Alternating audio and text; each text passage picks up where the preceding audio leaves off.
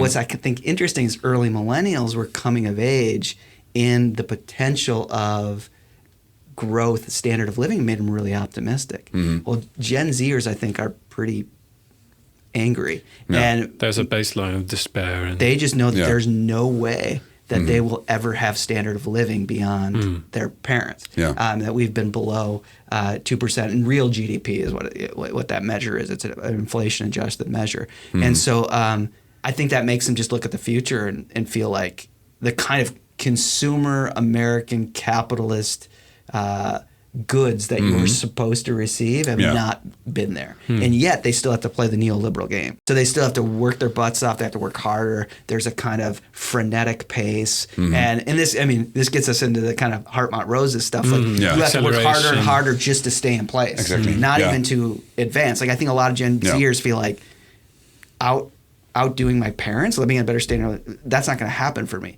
But I also am exhausted just to stay in place. So you get these kind of terribly cringy TikTok videos of Gen Zers like, this isn't fair, I quit, and then all us older people are like, you're dumb and you're just lazy. Right. But their point is a kind of sense of despair. Like they're the whole point of this kind of secularized Western culture is that you could, especially in the American context, that you could make it. advance. You could advance. You could have a high standard of living, and that just feels more and more like a lottery.